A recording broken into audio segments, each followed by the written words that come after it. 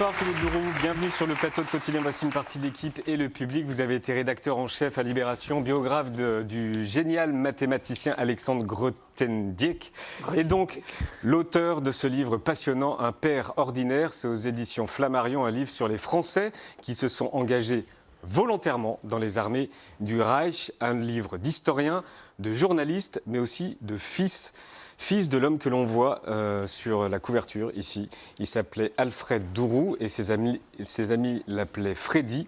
Et vous l'appeliez comment ? Je sais pas, je pense que, je le dis, je l'appelle pas papa, c'est un mot qui ne dit rien, qui ne me dit rien. Le mot papa ? Le mot papa, je ne sais pas ce que... Je vois la tendresse qu'il y a dans le fait que mes enfants m'appellent papa. Mais vis-à-vis de lui, je ne connais pas. Je ne sais pas. Donc je ne sais pas. Voilà, quand on me dit au téléphone, je ne sais pas. Je ne sais pas. Je ne sais pas comment je faisais. Cette photo, elle a été prise où ? Elle date probablement de 43, l'hiver 43-44. Elle est en Biélorussie. C'est un paysage enneigé.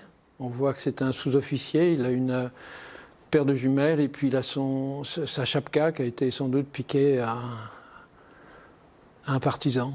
Et là, ils sont dans des opérations de nettoyage. Ouais, est-ce qu'on peut dire ce qu'ils faisaient en Biélorussie ?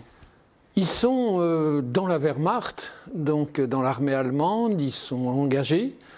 Et l'histoire racontée jusqu'à aujourd'hui est, ils ont gardé des routes, ils ont gardé des voies de chemin de fer, en fait.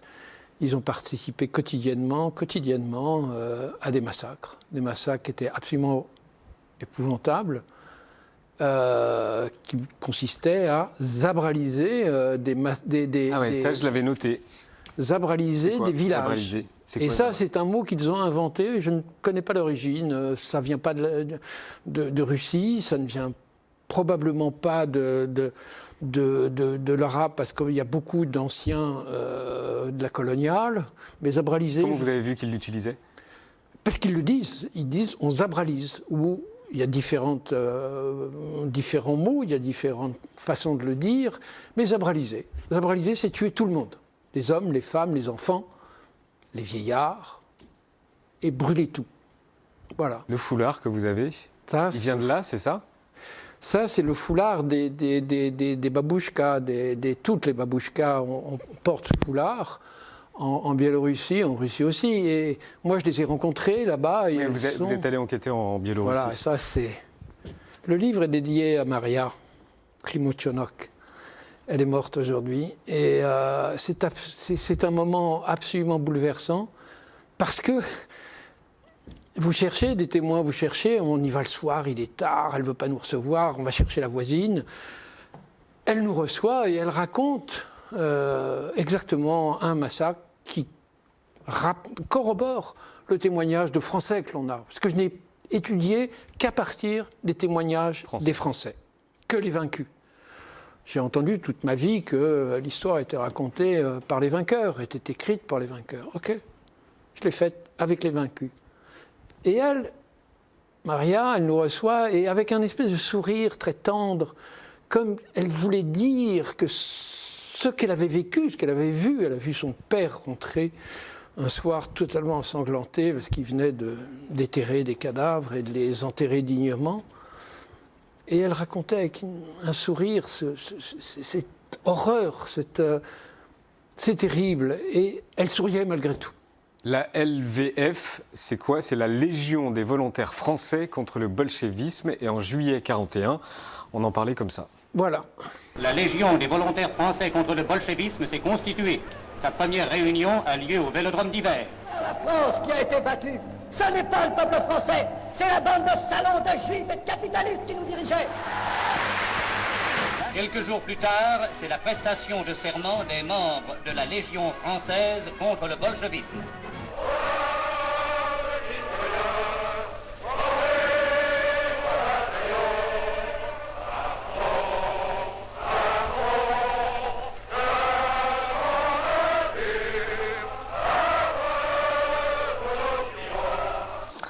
Votre père attend vos 17 ans en 1972 pour vous annoncer qu'il a été Waffen-SS. Comment il vous l'a annoncé et comment vous avez réagi ? De manière très étonnante, il rassemble ses enfants, nous sommes 3, ma mère, le pasteur, puisque nous sommes protestants, l'a enjoint de nous parler. Il a dit, tu dois parler à tes enfants, et à moi, il m'avait dit, tu dois parler avec ton père de la violence. Je n'avais pas bien compris de quoi il s'agissait. Et il nous réunit un dimanche soir, et il nous dit, j'ai à vous parler.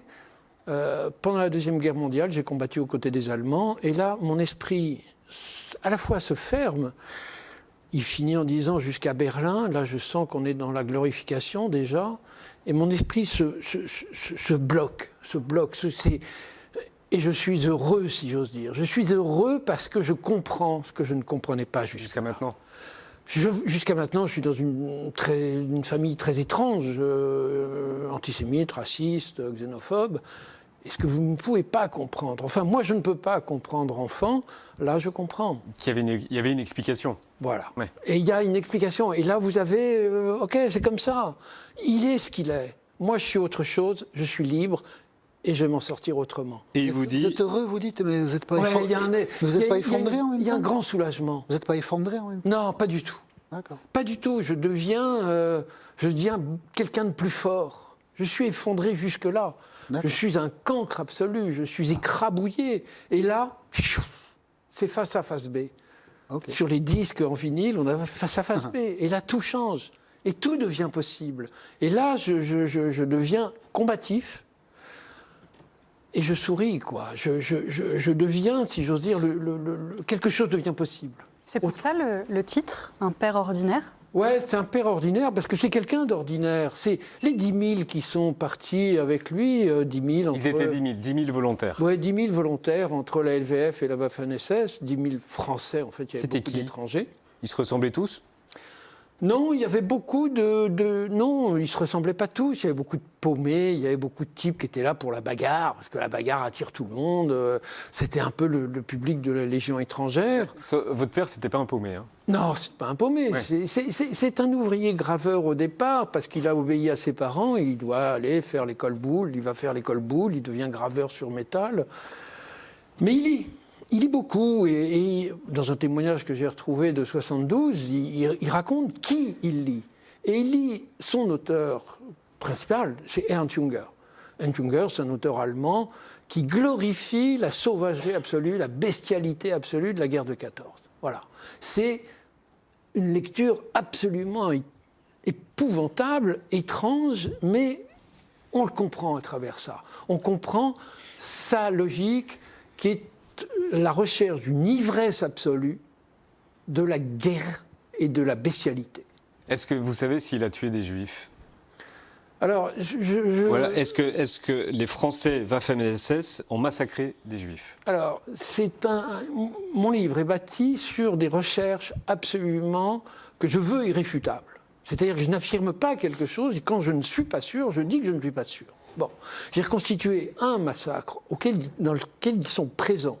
C'est ce qu'on appelait les commandos spéciaux, les Einsatzkommando, qui vient dans un village et qui prend un ghetto, c'est ce qu'on appelle la Shoah par balle, et qu'il transporte à 3 km de là, les déshabille près d'une gare et les assassine par balle dans une fosse, à quelques... Ça, c'est ce que vous appelez la Shoah par balle. La Shoah par balle. Et les Français sont là.